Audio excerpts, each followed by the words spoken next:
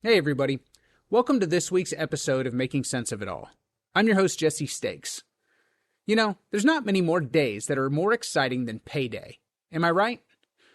Whether you pull up your bank account online, or if somebody hands you an actual check, it's a satisfying feeling. A feeling of success when you actually see the reward for the work that you do each and every day. You know, because of things like PPP and employee retention credits, and just how COVID was handled in general, the last few years have taught us all how much goes on behind the scenes before that paycheck is even cut. Depending on where you live in the United States, laws from our federal and state governments, as well as potential local municipalities, affect how and how much of your gross pay actually reaches your bank account. Well, my guest today has spent the better part of the last 17 years providing guidance and information to those professionals whose job it is to make sure that your paycheck is on time and to the dime correct. Christopher Wood is the senior editor at Thomson Reuters Checkpoint for payroll-related content. He writes articles for their daily updates and keeps all content in the Checkpoint Payroll Library, including the Checkpoint Payroll Guide current. Chris is a great resource and a wealth of knowledge. Enjoy our conversation. Let's jump right into it.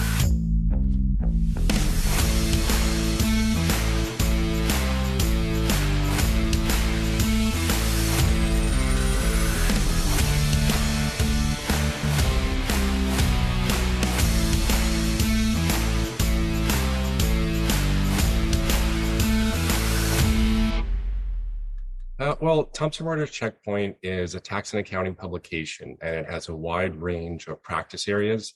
And the one I specify and work most closely on is payroll. And our group of customers are typically CPAs, payroll professionals, maybe a tax department, some small businesses. It's a bit of a wide range. And what we do is we provide daily payroll news content on the federal, state, local, and even international level. As well, we have a search engine that has almost like, I would say, it's like Google for payroll. And as well, we have a number of different charts on a variety of topics, from unemployment tax to minimum wage, workers' compensation, federal withholding tables, and things of that nature. Especially this time of year for payroll, it's pretty important. So you're kind of the man behind the curtain. You're getting everybody the information they need so that they can be an expert for their clients. Correct. Yes. And it takes a bit of doing. Some localities have some challenges in Kentucky and Alabama and Pennsylvania. It takes some direct calls sometimes to get certain occupational tax rates if there's a locality there that has a changing rate, which we had a few this past year. Well, no doubt. I mean, the payroll industry itself, I mean, yes, there are federal tax returns that are done and state tax returns. But I think that if you're not familiar with the industry, and if you don't live in one of those cities or states that has all of those municipal taxes or city and local taxes, people don't realize how intricate that can get sometimes. Oh, absolutely. And I think if there's any payroll professional out there that maybe is a multi-state employer, deals with those sort of multiple tax jurisdictions, California is one that people probably, I actually say when we cover them, their websites, their information, their response time is pretty great, but they have a lot of information to cover, from minimum wage to paid leave and things like that. And then their new workers' compensation law that took place in 2020, keeps businesses pretty occupied and keeps us busy writing. I'm sure it does. I'm sure this is a loaded question, but what inspired you to become, you're a journalist within the payroll industry, which is pretty cool because you get to wear two hats there. But what inspired you to go into this line of work? Well, I'll give you a little bit of a slightly long-winded story, if that's all right, but not too long. Please. Which is to say, when I was in school, it wasn't something that I was looking to do. I was a communications and journalism major in college, going all the way back. What did you think you were going to be then? Oh, at that point in time, I was hoping film critic, travel writer, maybe cover national and world news. I interned at CNBC and did the short production clips for some of the shows in the evening and kind of rush home to turn on the TV. This is pre-smartphone and YouTube. So get home in time and you could see your own little ad being thrown on there. Very cool. Sorry about that. Continue with your story. I didn't mean to derail that. No, please. Anytime.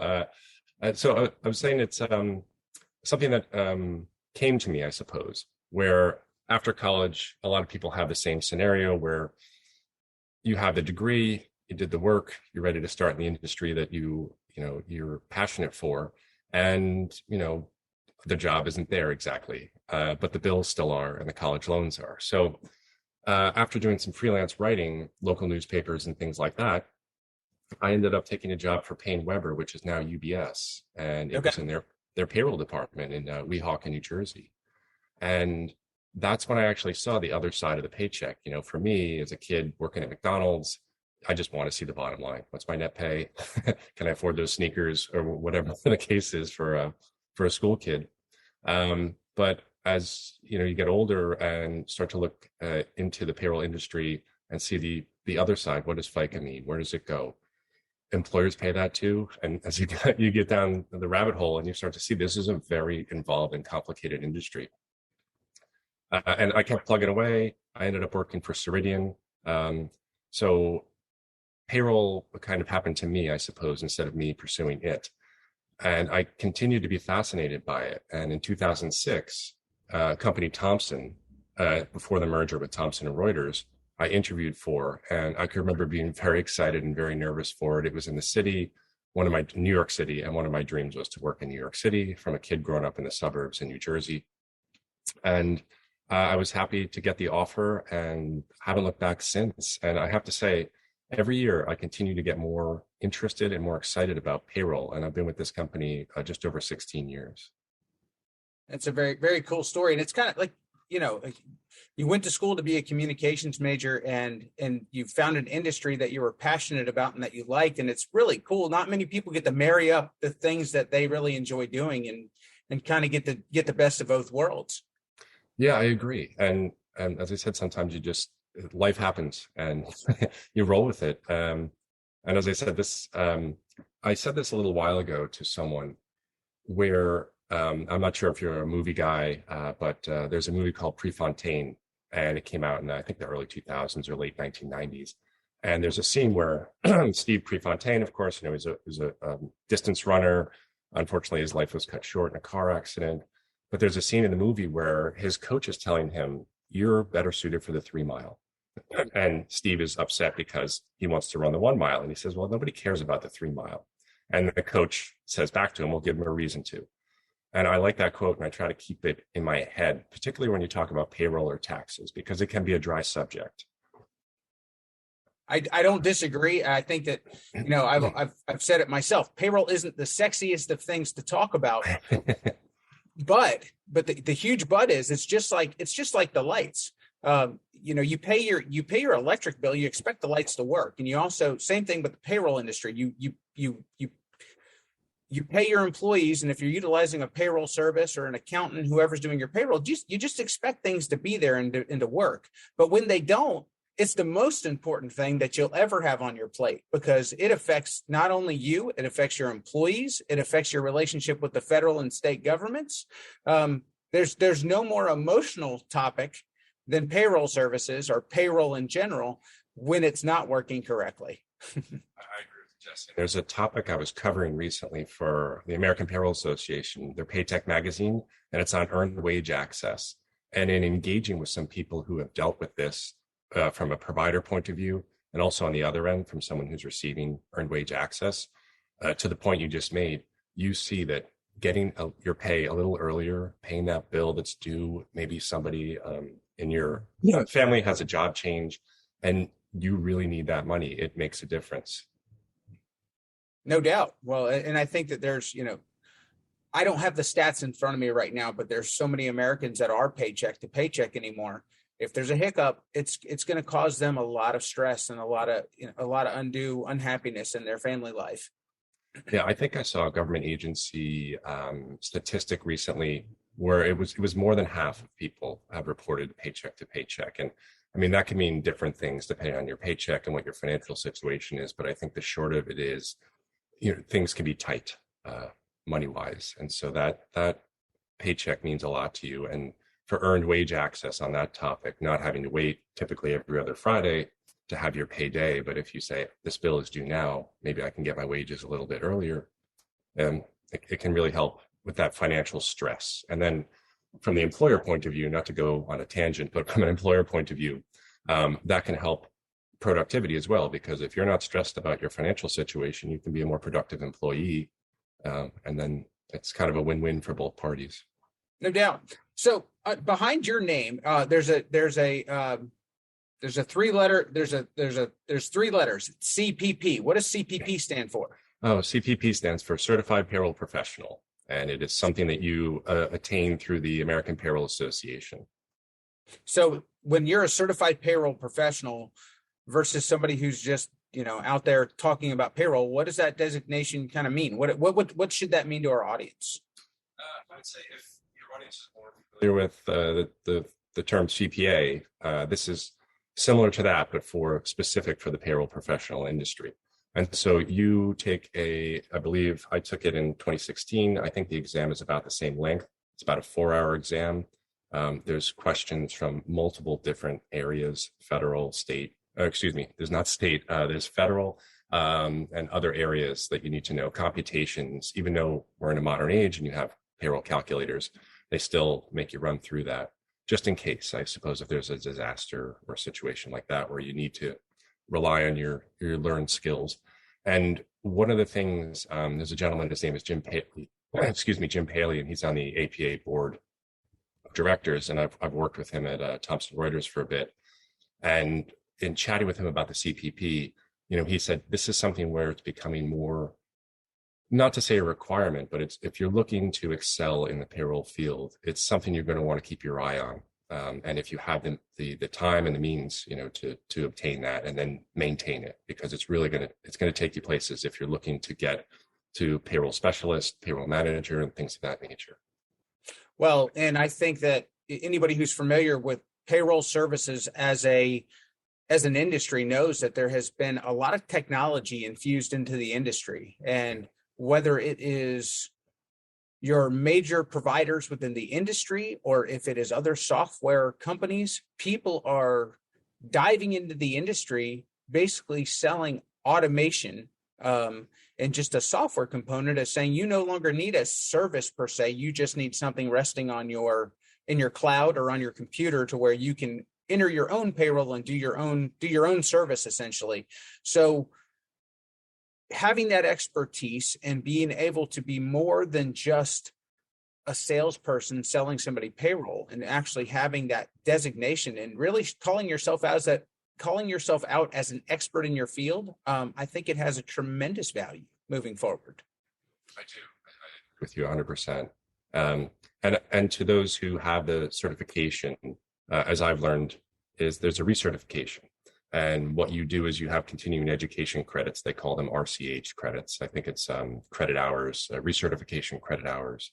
And as long as you obtain the required amount over a 5-year period, you don't have to take that 4-hour test again. So, and at the same time, it's really good because you keep up to speed with the changing trends, topics, legislation that are happening in the payroll industry. No doubt. So all of that being said, we've had a interesting several years that, whether it is PPP funds or different things that have happened to us because of the pandemic, law changes. There's so many things that have happened in the last few years. And this industry, the payroll industry, affects everybody. It doesn't just affect one sector of our economy. It touches every sector of our economy. So what are you seeing as kind of on the horizon, or what do you see that's kind of looming out there that's going to impact not only the payroll industry, but also, the overall economy as a whole? Oh, that's a great question. And I would say, just to go back for a moment, I wrote a blog in February of 2022, and it was kind of a day in the life of any kind of typical travel. My girlfriend and I were traveling to Miami for like a long weekend.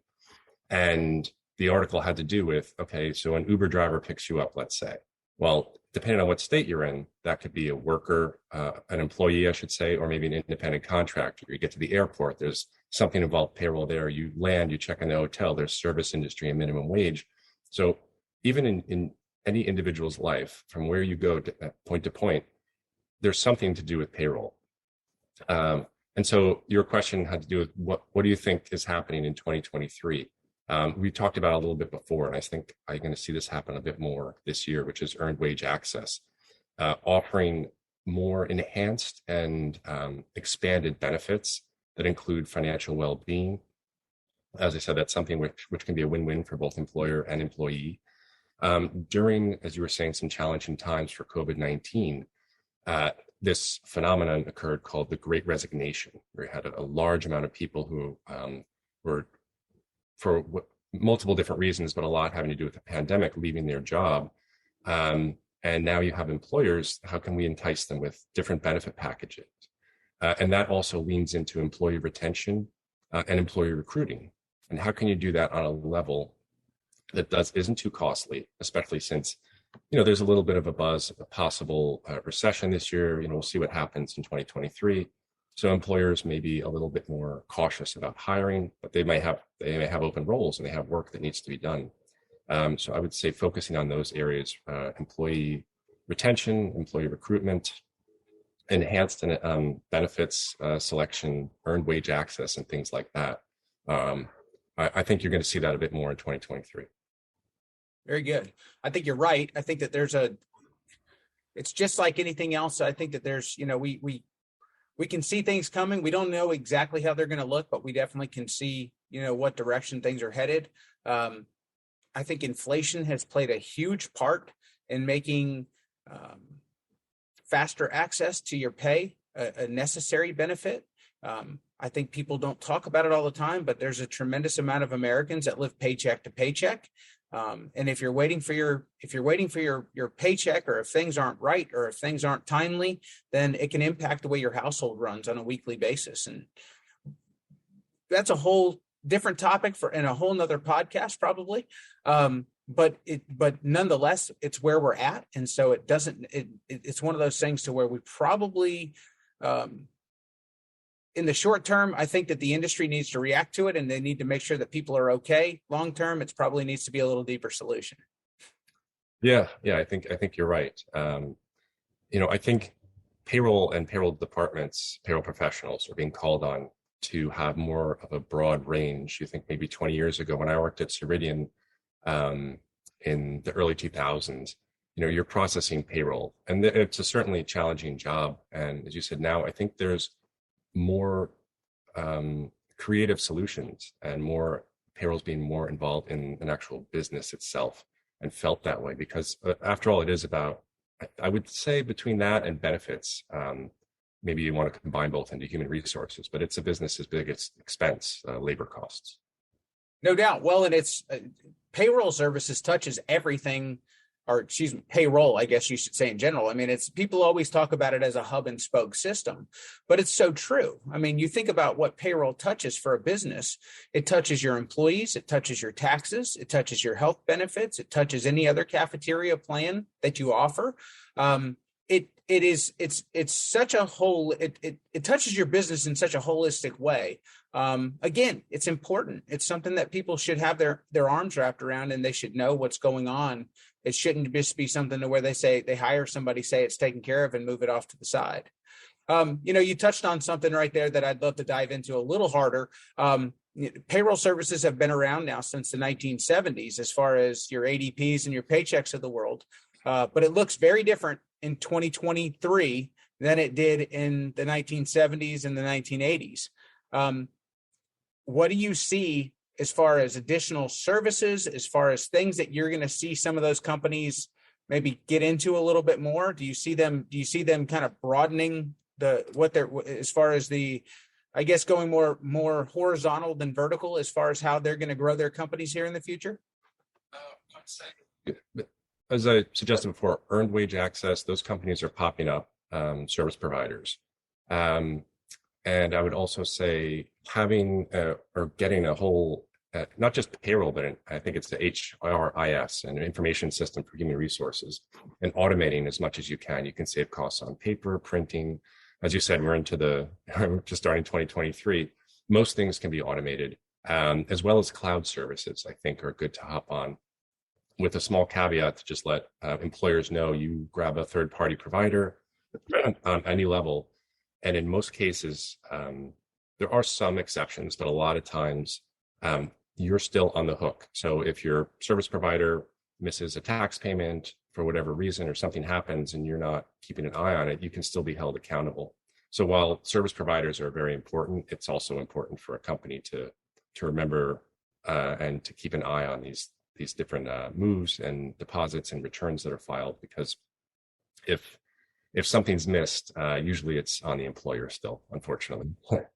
Right. It's still your EIN number, and you're still the one who's, even Correct. if you're electronically signing it, you're the one who's signing the bottom of that. That's correct. Yeah. And what I think some people would like to see in the industry more on the payroll level, when it comes to, let's say, Form 941, and we may see that on the government end at some point in the future, is looking for a viable electronic filing option. You can file 941s. This is the quarterly payroll tax form at the federal level that employers submit their federal income tax withholding, the Social Security, Medicare. And what we've found from looking into the returns is it's kind of lacking. There's not a lot of people filing electronically. And some agencies that are running reports on this are finding that maybe there's not as much motivation. They don't have a viable resource to have electronic filing, where you might grab a software provider, you might use another means, but it might cost you money. And so for a lot of employers, filing on paper just makes more sense. And the IRS, due to COVID-19, for the most part, has a backlog. And I was checking in December, I think it has over 770,000 unprocessed Forms 941, which looks like it'll carry on into this year. A bit more. So technology, as you said, for third-party providers, but also technology from a government point of view. And not to get off too much on a side note, but a couple of recent federal bills have funding for the IRS. And I'm kind of hoping, and I think where that might be going is some technology advances on the government end, which hopefully could help employers and providers too. Well, and those are the things when the American public just sees that money is being allocated to the IRS, they immediately kind of roll their eyes and they think of the negative. But there are some positives, and there's some things that it's just like any other business. We have to catch up on the technology side so that things become more efficient. Those are the types of things I think that people, as lay people out, like for most of my audience, they're not topics that you're going to stay up to date on all the time. But that's what you guys do. That's what you're doing for Checkpoint at Thomson Reuters, is that you're keeping people up to date on those things without having to do all that legwork, correct? Yeah, that is correct. We, as mentioned a little bit earlier, have a daily news, and we will go top to bottom through all the federal agencies, different state agencies, localities. We have contacts in certain agencies as well, just to see what's current and what's on the horizon, and do our best to inform our subscribers as to what's happening, what they need to know, any sort of changes that are coming up, which are a lot actually in the payroll industry. It used to be, when I first started, the summer was a bit of a slow period. Maybe there wasn't as much legislation. The state has adjourned. Maybe Congress is on vacation. But now it seems like, especially during COVID-19, going back to that Form 941, typically before COVID-19 would be updated once a year. During COVID-19, I think it had 6 or 7 revisions because they had all these different tax credits for employers during the pandemic.